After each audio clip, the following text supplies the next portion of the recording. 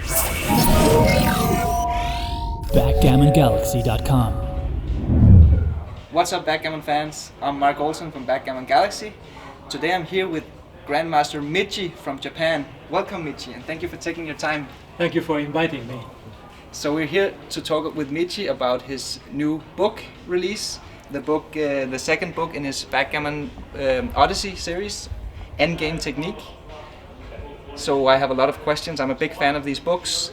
So we're going to discuss some backgammon philosophy and as well as some of the principles that Michi has in his own game. So let's get started. Hi Michi, first of all, I would like to know how you got into backgammon to begin with. Okay, so at first I thought backgammon is a game, just luck. Yeah. However, when I found a book about the strategy of backgammon in a bookshop, I was surprised. Oh, there is a strategy. Yeah. And I took it and I bought it and I read it in a day. Yeah. And I found, wow, it's so interesting. Yeah. Cool. So when you started playing, was it online you were playing, or did you find someone to play with no, at live tournaments? Yeah, so when I got in university, I bought a small backgammon board and asked a friend, let's play backgammon. Okay. Most of my friends didn't know what is it. So I explained the rule and we just started. Yeah. Okay, so what year is this? How much back in time are we?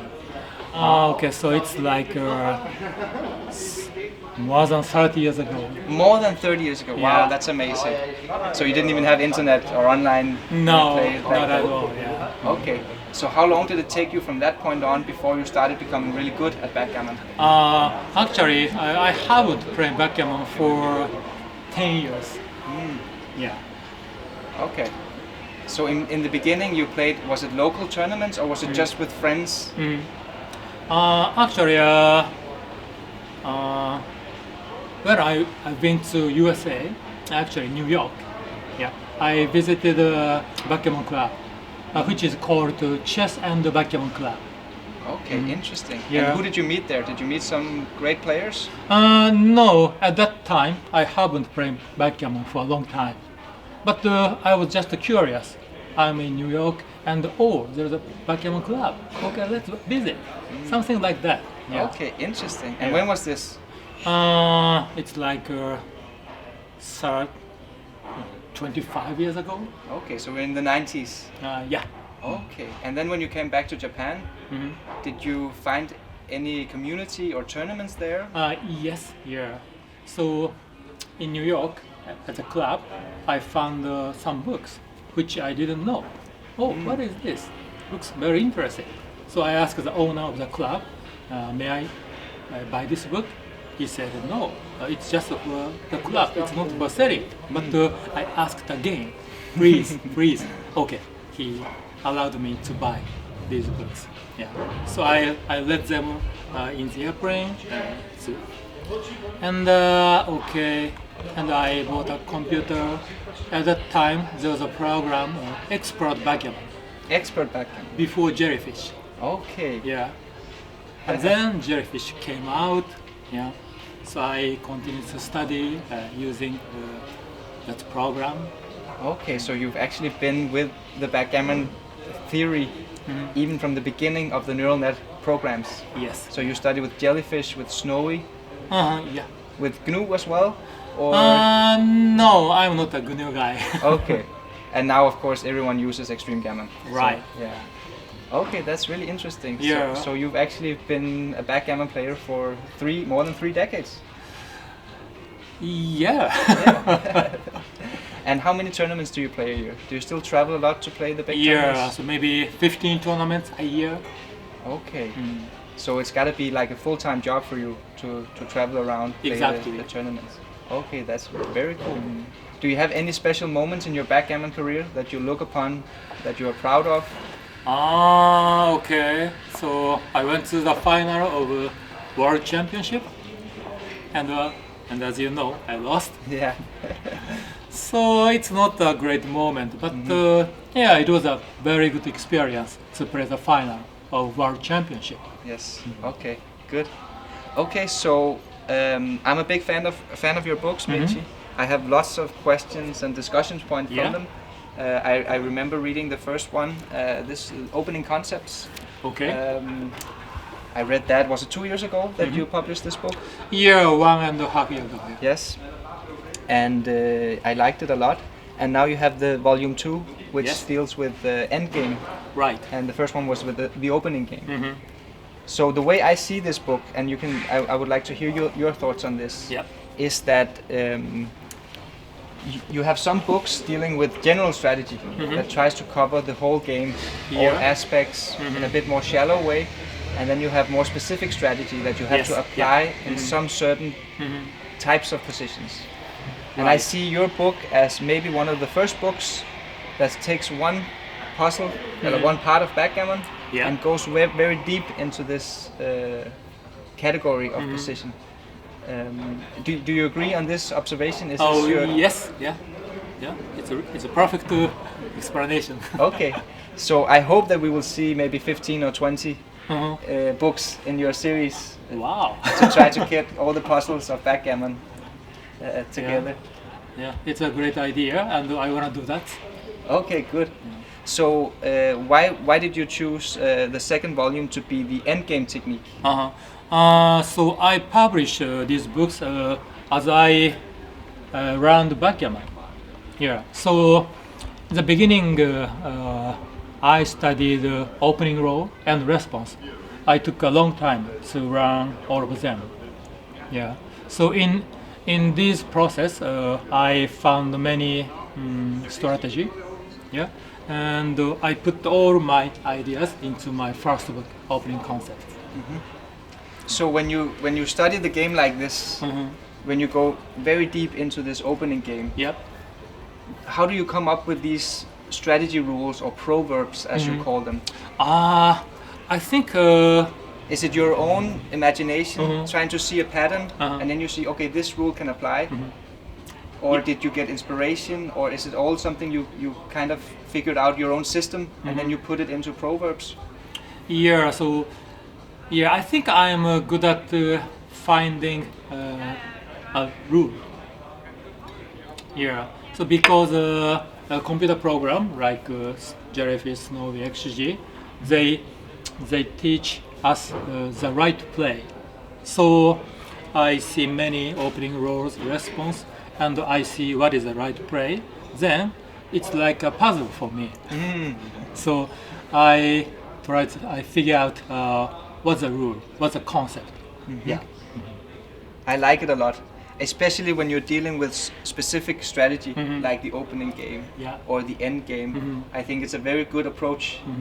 And even for my game as a Yeah. Grandmaster myself, I think my game improved because a lot of the positions I would get it right anyway, but sometimes I make an error because I haven't completely systemized my way of thinking. But when I read some of your rules, it's like putting a system into my brain, and all of a sudden I don't make the same mistakes that I sometimes do because Wow. I have the system ready. So I think that's a very good way that you're teaching this. Wow. It surprises me. Unbelievable, because you are such a high level. So, but still, if you could learn something from my book, it's my great pleasure. No, for sure, definitely. I think that you have a lot of grandmasters who play very well, but somehow they found their own ways of playing very well. Yeah. And sometimes you don't have you haven't studied all of these things as deeply as you have. So when you read your ways of thinking, it's like you can use it. It's like, okay, I'm going to use this to put in a system of my own, and Yep. and then yeah. So it's kind of like I don't have to study it as deep as you have because I just get the puzzle response from you. So yeah, I think that's very cool. Wow. Yeah. There was another question in the first book, Okay. especially.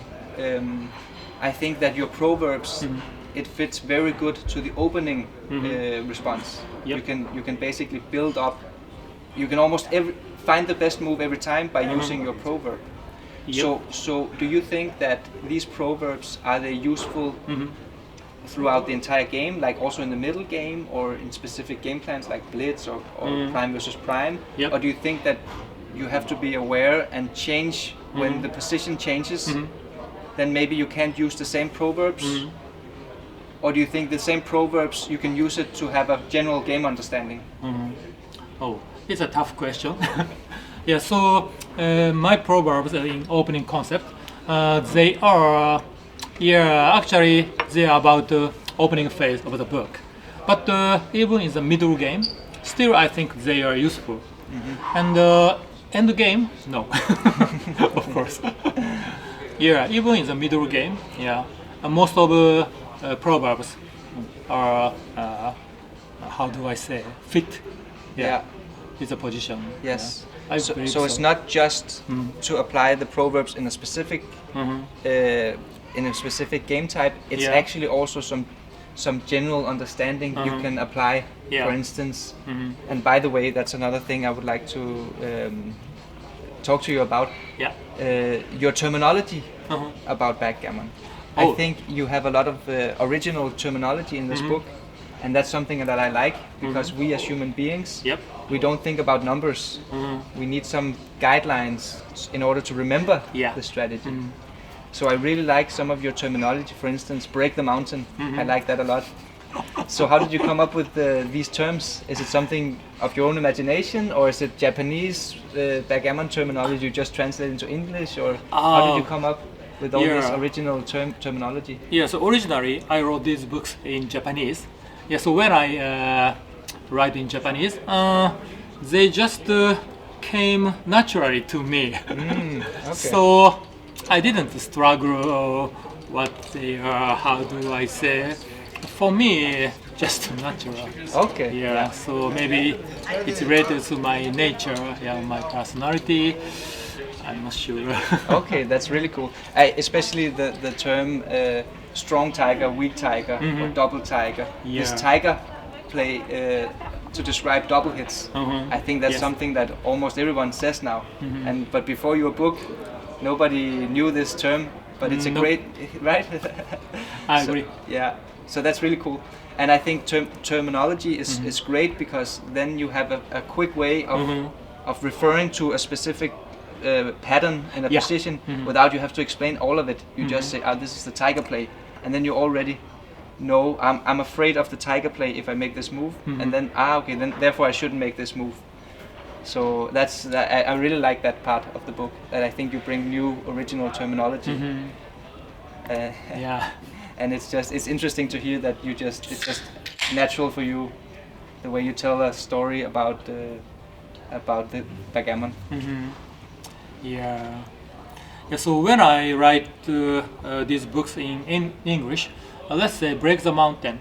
So someone says it's strange, sounds strange. So just say unstacking. Of course, unstacking is a proper technical word. Term, but I think it's kind of boring. There is no excitement. So break mountain is more visual. I agree. And therefore you can remember it. When it's more visual, we can remember it. That's really cool. That's what I like. Did you have any problems in ordering your proverbs? Because you put it into both your books, you put it into like beginner level first, and then intermediate, and then advanced. What is your thought process on putting this rank on each proverb? Oh, it's a very good question. So before I write books, of course I didn't have any order for my proverbs. It's just in my mind, in my brain, randomly. So, but once I started books, now how do I put these proverbs for readers? So I must categorize them for beginners, for intermediate, for expert. According to the difficulties of the concept. So I write down. So I use the paper card, and I write down each my proverb, and I put the card on the floor, and I move them. How do I categorize them. Yeah, I took a long time. Yes. Some of my favorite parts of the first book, Yep. opening concept, was in the advanced parts when you talked about the tempo hit. Yeah. Or or what was the name that you didn't call it the tempo hit? I'm sorry, I don't remember the term you had. So the builder cannot work with one dice. Exactly. The builder cannot work with one dice. Yeah. That was the proverb. I think maybe that was one of my favorite parts of the first book. And I remember when I was reading the book that sometimes I was missing this proverb earlier in the book. And so I felt like you're kind of ignoring the tempo aspect of it. But then when it came on the advanced play, all of a sudden it made sense to me. It's like, okay, you think this concept is not part of the beginner concept. It's something, so you put a thought into teaching the reader in the right order. So when I read this concept in the last part of the book, it made sense to me. And I felt like, okay, this piece of the puzzle that I was missing, now I have this also. And wow. Oh, that's a great story to me. It's a good story, yes. So I think after that proverb, that was the missing proverb, but I understand why you built it up like this. Wow. Maybe you know better than me about the book. I was reading and studying them. So yes, so it's like I feel like I have gotten a look into your brain in these two very specific parts of backgammon strategy, opening game and end game. And I didn't finish the end game yet, but I'm still studying it. So I can imagine that within the brain of Michi, you have the same knowledge of this, but for all the other puzzles of backgammon. Prime versus Prime, Blitz, back game, one man back. Is it like this? Is this the way you study the game? Yeah, something like that. Yeah. Yeah, so like priming battle, blitzing game, back game. Yeah, I am trying to find the rule concept. Yeah, lying under the position. Yeah, interesting. That's my approach. Have you already done the work with all these different types of positions, or did you go deeper into the ones because you had to write the book? Okay, probably my next book is about activate back checkers. Interesting. Yeah. So not just in the opening game, but in general. Yes. Okay, interesting. Yeah. Yeah, but I think you should write 20 books so we get all the puzzles of backgammon. I hope I can do that. Yes. Okay.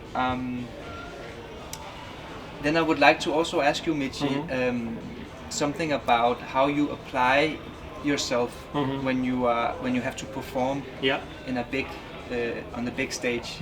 You're one of the best players in the world. So it's interesting for us to hear how you use your mental abilities in order to perform the best you can and play the lowest error rates you can. Is this something that you think about yourself, or do you just go in and play, or do you have some methods or philosophy about this? Okay, so first of all, physical condition is very important, of course. Yeah, so especially when I play other countries, always there's a jet lag. Yeah, so I must go earlier before the tournament, and I must adjust my physical, mental. So I care about how long I sleep and how I eat. Yeah, these two things are most important for me. Okay. So in order for you to be able to perform, you need to focus on your sleep and your diet. Yeah. What about, because there's a lot of different types of players. You have some players that are very intuitive, and you have some players who are very, very aware of their thinking, and they try to calculate a lot of things. They always count the pips, for instance. They calculate match equity over the board. How would you fall in this category? Would you categorize yourself as a more intuitive player or a more thinking player? Yeah, I think many people who doesn't play backgammon or beginner, they think it's a game of math. Yeah, probabilities. Yeah, but basically, I think this is a game of patterns. Yeah, not calculation. Yeah. So you see, you try to make a good pattern. Yeah, that's the key of this position. So, yeah, calculation, counting is not so important. But of course, if you go into the higher level, then you must count, you must calculate.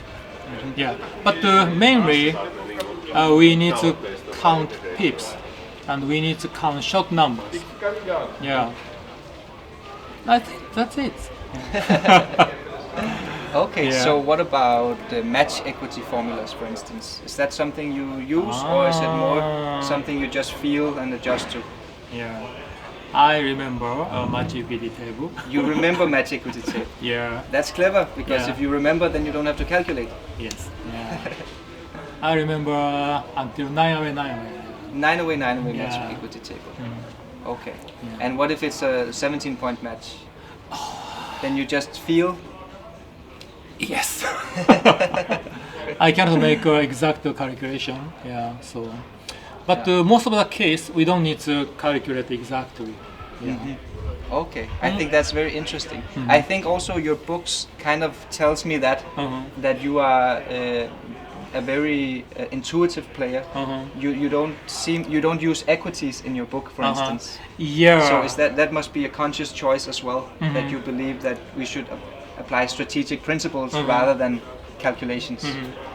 Yeah, numbers, equities matters, of course. Yeah, they are important. But yeah, over the board, I have no idea about equity.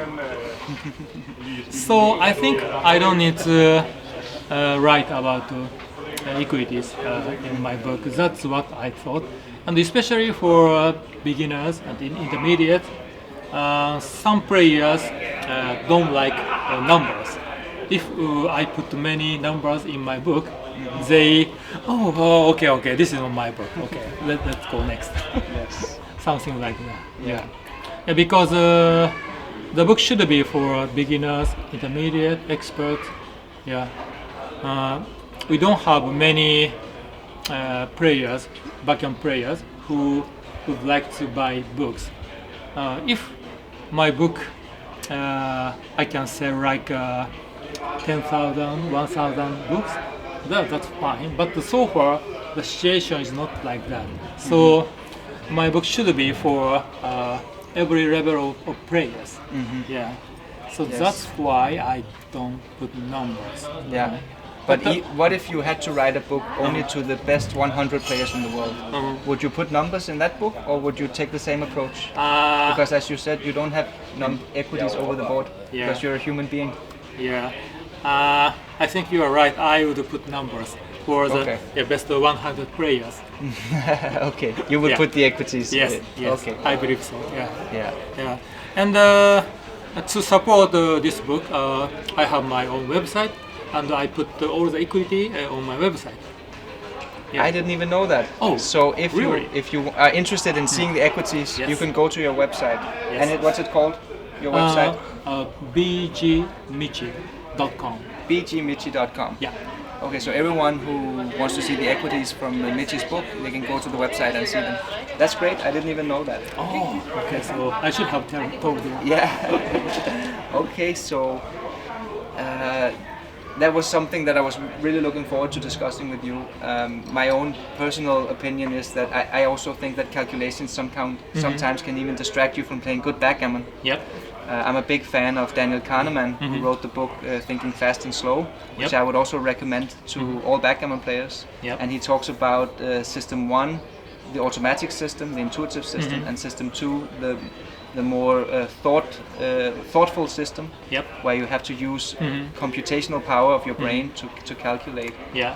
So where do you think, when you play, where's the balance between System 1 and System 2 when you are over the board?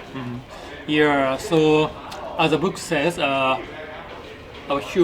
we humans are very try to make it simple. Yeah, so of course I prefer System 1, which is just comes from how do I say, Intuition. intuition. Yeah. So my proverbs are helps our intuitions. So as far as we use my proverbs, I think it just about system one. Yeah. So we don't need to calculate anything. Yeah. Except for the pips and the shot counting numbers and Right. stuff like this. Yeah. For that you do need to calculate a little. Yes. a little Yeah. bit. Yeah. So over the board, most of the case, I use my system one, which I make the decision very quickly. But of course, if I face a difficult situation, I need to take more time to count pips, count shot, and read the numbers, which means what comes next in each dice number. Yes. Yeah. So yeah, when I go into system 2, it takes long time. That's the thing. Yeah. And that's what keeps many people from not using their system too, because it Yeah. hurts their brain too much Yeah. even to count the pips. With regards to counting pips, for instance, is that something that you are comfortable doing now very fast, or is it something that you feel like it takes a lot of energy out of you when you have to count the pips? Yeah, when I count pips from the scratch, it takes some time, of course. So usually I try to use running count. Running count. Yeah. Interesting. Okay, not many people players use the running count. That's very No. interesting. Okay, so you find this more efficient than stopping up and making a pip count or Yeah. counting differences? Yeah. Okay, interesting. Do you have any other pip counting techniques you use? Yes, it is called cluster counting. Cluster counting? Yeah. Yeah. It's okay. very efficient. Yeah. And I think many players already knew, but if someone don't know, I strongly recommend to use cluster counting. Yeah, okay. Yeah. And then I'd like to ask you, how is the backgammon scene in Japan these days? Because it seems to me that there's a lot of new, strong players coming from Japan. Yeah. Is the federation growing, or why is it that we see so many new young players coming from Japan? Even on Backgammon Galaxy, we have a lot of players from Japan, and they play very strong. That's good. Yes. So is there something going on there? Yeah, I think our federation is growing. Yeah. So there are some reasons. For example, Akiko Yazawa, who won World Championship last year. Yes, for the second time. Yes. Yes, double world champion. Yeah. So now she shows up on several mass medias like TV, radio, newspaper. Yeah. So that helps people know and play backgammon in Japan. That's very cool. Yeah. And also we try to, for example, I live in Osaka, and we made the group for youth players. So mainly under 25 years old. Yeah. So we call it a Kansai Youth Group. Yeah.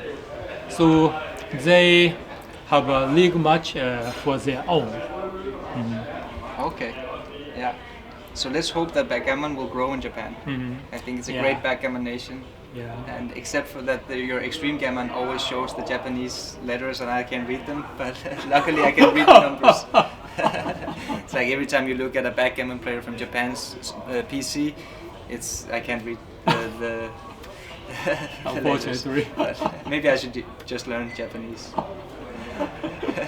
Okay, Michi, so I would like to recommend your books to everyone. I'm a big fan of your books myself. Oh, thank you very I much. think that we have had many great books about general strategy, and I think you're one of the first who tries to solve smaller pieces of backgammon and go really into in depth with these different categories. And I hope to see 20 of your books in the future.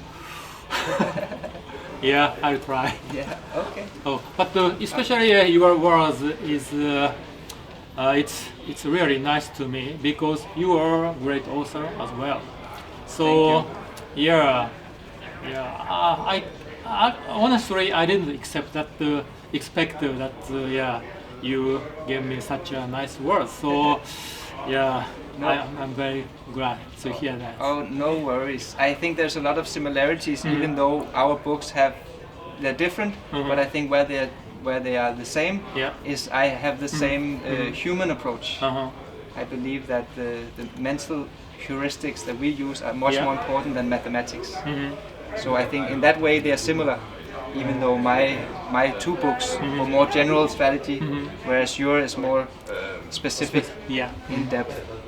So thanks a lot, Michi, for talking to us. I hope that the viewers will have a good time watching this conversation. Thank you very much, Marc Olsen.